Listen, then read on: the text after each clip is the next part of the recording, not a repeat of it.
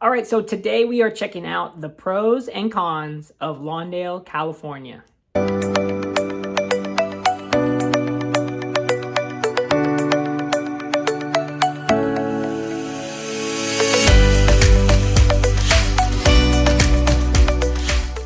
What's up, everybody? I am CheyneInman, a local real estate agent here in Southern California, specifically the South Bay. So all of the cities within the area: Torrance, Lawndale, Palos Verdes, Manhattan Beach, Hermosa Beach, Redondo Beach, El Segundo. So if you are interested in moving to Southern California, please be sure to reach out. I love to hear from people. I have people contacting me from all over, out of state, Northern California, everywhere, thinking of moving to the area, and I would love to help you get started in your journey. Feel free to call or text or email me anytime. On this channel, we cover everything outdoors and community in the South Bay. So if you're interested in learning more about the community, be sure to subscribe and hit like so you're notified every time I put out a new video. So this week's pros and cons are going to be a little bit different because I don't feel like it is necessarily a pro or a con for a lot of the different topics for one person versus another. One person may see something as a pro and another person may see it as a con. So yeah, we're just going to go through some of the pros and cons of the area and make a decision on whether you think it's a pro or you think it's a con. So the first thing we're going to talk about is the traffic. And so traffic obviously could be a con for most people, but the nice thing about Lawndale is that it is close to a lot of freeways.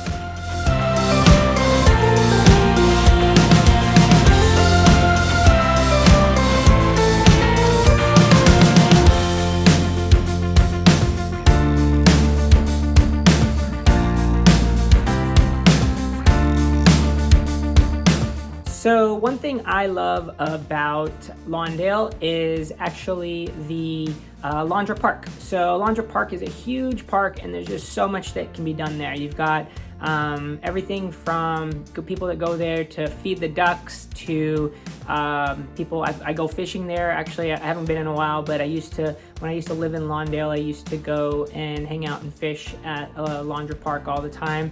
You can catch catfish and bass. I've seen people bring in some really big fish in that little pond there. I also really like to use Lawndale Park as a running spot. So there's, like I said, there's that little path that goes around the pond there. And that pond, the path around the pond is about a half a mile. So you can do multiple loops around it. I see people walking or running there all the time. Whenever I would go running there, I used to always see kind of the same group of walkers or same group of runners. So you get to see people in their own routine, and you get to see a lot of the same people there. I've seen turtles. I mean, you get a lot of different things at Lawndale Park. Another nice thing about Lawndale Park is they have a skateboard park for the kids. So you see a bunch of kids hanging out, skateboarding. I'm not sure if they can do biking and rollerblading, but it's a skate park right there. They also have a swimming area, and there's also a golf course. So Lawndale has a lot to offer for the community, and I think that is something that draws a lot of people and a lot of attention to Lawndale. It's just a great place to be and things to do outside. So the next thing that could be a pro probably for most people, but depending on how you look at it, could be a con, is the access to the beach from Lawndale. Some people may say, wow, this is so close to the beach, and others may say, man, it's too far away, I can't even walk to the beach. So, when you're in Lawndale, you're probably not going to walk to the beach. You may not even want to bike ride down there because you're going to have to go down some pretty busy streets. When I lived in Lawndale, I used to road bike down to the beach and then go on a ride up and out to PV or up north to Santa Monica. So there is easy access to the beach, but it's not a easy bike ride or a nice leisure walk or run. You're probably gonna have to drive down to Redondo Beach or Hermosa Beach or Manhattan Beach if you want to spend the day on the beach. But it's not anything you have to get on the freeway for.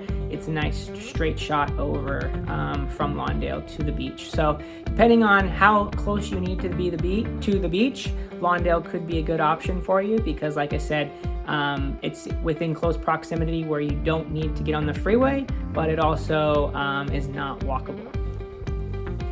And the next thing that I think is a pro for Lawndale, but others might see it as a con depending on what their price range is just the affordability of living in Lawndale. And so just taking a quick look here at some properties that are listed on the MLS in Lawndale, you've got a 1-bedroom listed for $375,000. That's a condo. And then you also have a single-family residence listed here, 3-bedroom for $675,000. So that may seem expensive. Those prices might seem alarming to somebody living outside of California, but if you're looking to live somewhat close to the beach and you're looking to live in the South Bay, those prices are probably going to seem affordable compared to some of the surrounding cities. So depending on what you're looking for, Lawndale could be a great option.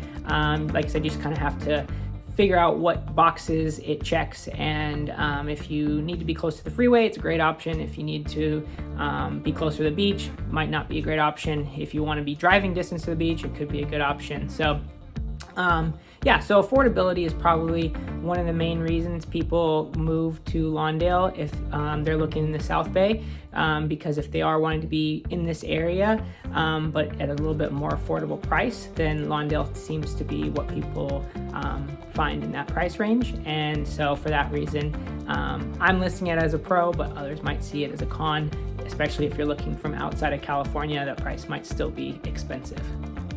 And the last pro/con of living in Lawndale is the fireworks. And so that may seem strange to you, but if you've lived in Lawndale before, you know what I'm talking about. So about a month before the 4th of July, you start to hear fireworks going off. And then as it gets closer to 4th of July, more and more fireworks going off. People, they buy their own fireworks and light them off as they feel like. And so if you have a dog, that's probably not something you are going to appreciate.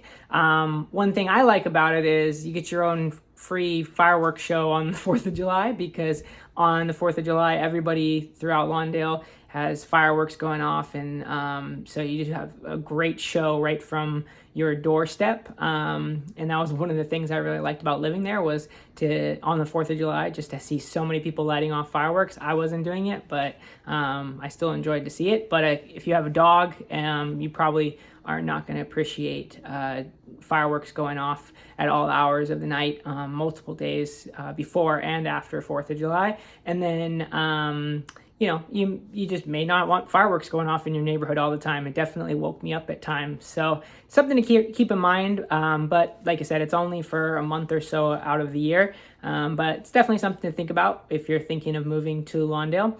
And if you are thinking of moving to Lawndale, be sure to reach out. I'd love to help you get started in your search. And feel free to call, text, or email me anytime. I hope this video was helpful in getting to understand Lawndale a little bit better. If you'd like to see more of it, feel free to call or text or email me, or comment down below if you have something about Lawndale you'd like to get covered in one of my next videos.